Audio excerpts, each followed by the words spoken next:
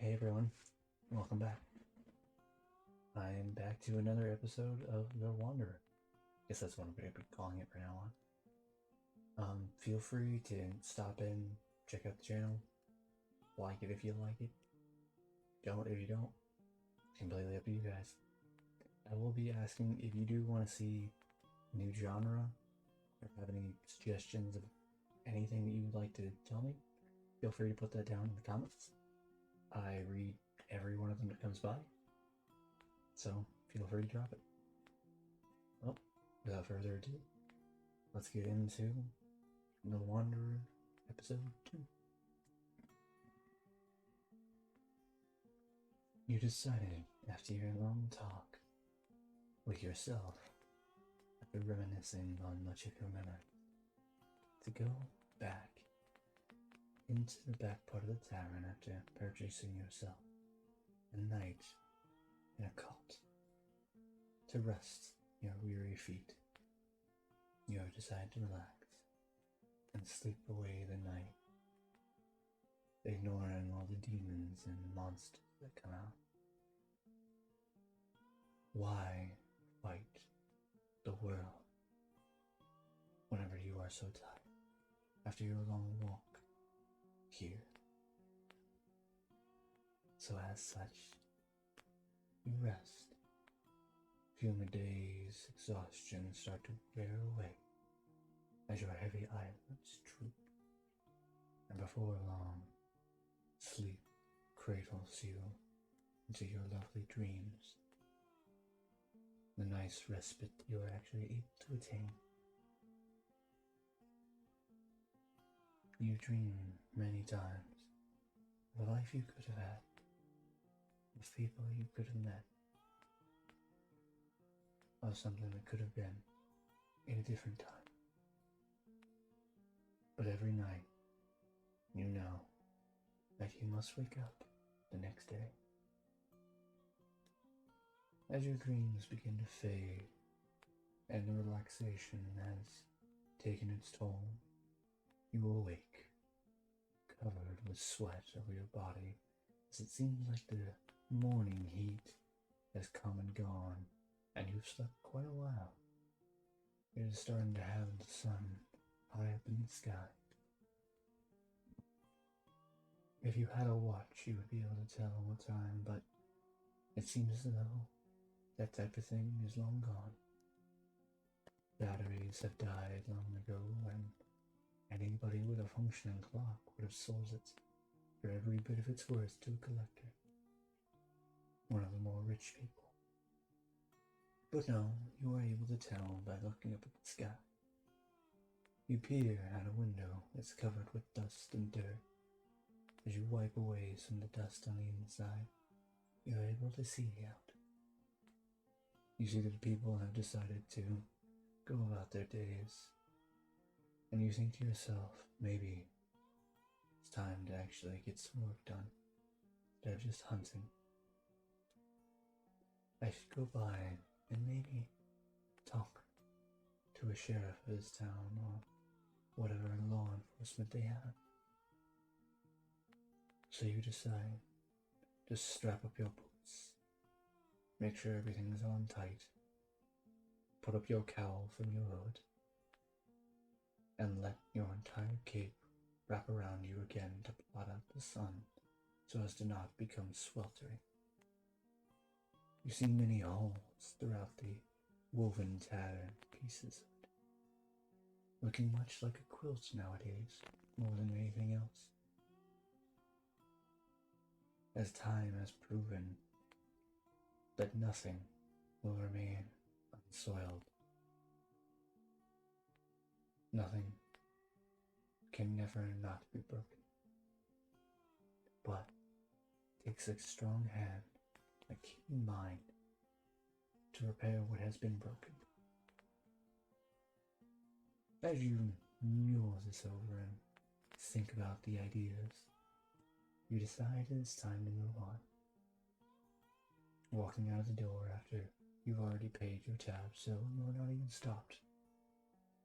You open up the door feeling the sun beat down in between the holes of the hood that you carry over yourself to blot out any sunburn that would come. You see the beaming rays of sunshine. Some think of the sun as the all-life giver. Some think of it as the destruction. But you see it as a goddamn sun. Why overcomplicate things? It brings light, it brings heat.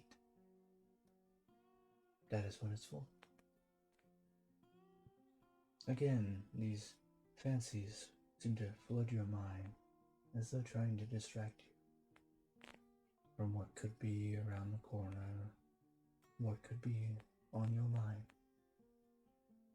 But again, you steel yourself determination and walk further down the street. As you see more of the faces of what you saw before, you start heading towards where you see a built, strong, sturdy building with stone walls. Something tells you that those were possibly of the old world. The walls barely decayed, with fractures here and there showing the rebar within. Seeing every little crumbling piece, as the wall itself seems to have etched in its own life, its own story over the years. A tapestry of life and death, of what has happened. As you move into the building, grabbing a hold of the solid door, creaking as you push it forward, hearing every ache of the door as though it was in pain, calling out for a begging mercy. As you push forward, you step in, find that the building is still rather solidly built. You can't see past, really, the stairs up into the second story, but something tells you it's probably not being used anymore, considering it was half visible from the outside.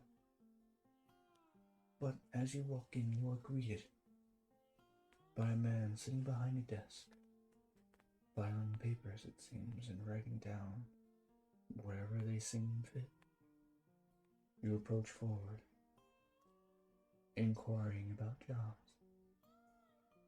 The man looking up with dark rings around his eyes, a sign of lack of sleep and long days and nights.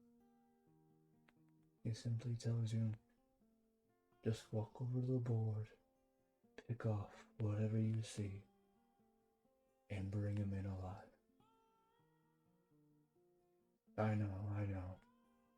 It's hard, whenever it comes to bringing in someone alive.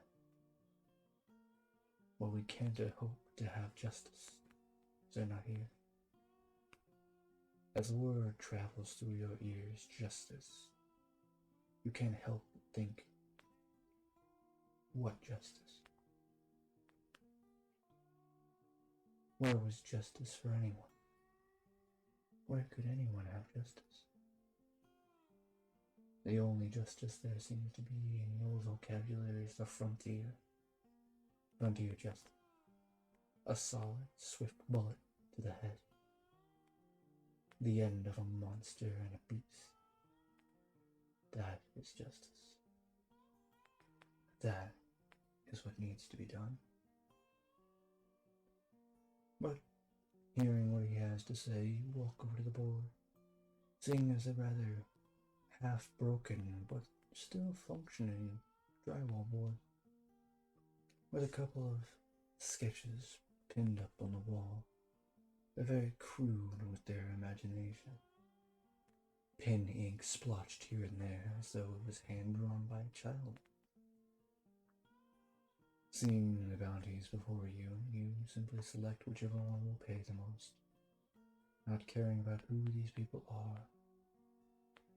Wondering what they did, yes. For you are a wanderer. You have given yourself a creed to dispatch the beasts and monsters of the night that would prey upon the innocent people. You remind yourself this creed, for if you are not taking care of the beasts and the braggarts and the brigands of this world? Who will? Who would take care of what needs to be done? This is something that you ponder about. You ultimately agree to yourself and have bound yourself by this code to live by. You understand that this is what you have left. It's what you choose to carve into this wasteland of a world. So after selecting what looks like a picture of a very scarred woman with a name, Alaka Utah, you walk back and ask if the bounty is still active. The man behind the desk looks up, reads the name, and proceeds to ask, "Are you crazy?" You hear him explain about the monstrous devastation this woman has left in her wake. She has hurt many people, devastated families, towns, houses, anyone whom she saw fit. But every word of what he tells you reinforces in your mind about this woman being a monster. And you are the person to destroy those monsters. You ask him to elaborate on how she looks, for the image is harder to do. He tells you that he has only seen her once before. She has graying hair with red streaks of her original red hair. Her eyes silver and blue, like a cool, dark beast staring into your soul. She has chipped and jagged teeth from many fights she's won and lost. And she has a distinctive 4-layer scar from some beast from the top of her left temple, down, carved its way over her eye, seeming to almost miss it as it scraped across her cheekbone, down, clefting into her jaw. The unmistakable scar of a fight with a real beast. From what he tells you, she won that fight, which makes you think of what kind of beast she is. You hear stories about how she's mutilated poor people purely for the satisfaction of hearing their screams at night. You completely and utterly know what must be done and agree to take on this job. This job, unlike the others, does accept dead or alive. You know the latter is not an option for this beast. As you have agreed, on your way out, what seems to be this small town hall almost, you begin to scroll over the one gun you carry on you. A very powerful pistol, firing 50 caliber rounds. It is a heavy revolver. As you pull it out, you remember this used to be your father's, engraved heavily with skull. Every nick you've put by the barrel is a monster you have taken out of this world. You try not to scratch any of the actual engravings that were put into this. You know from looking it over with the engraved pieces along the hammer and the handle, this was made by hand. No machine of the old world made this, but a person who treasured it so much so that they sat down every night and scraped out the pieces to engrave it. And right on either side of the barrel is one letter, W.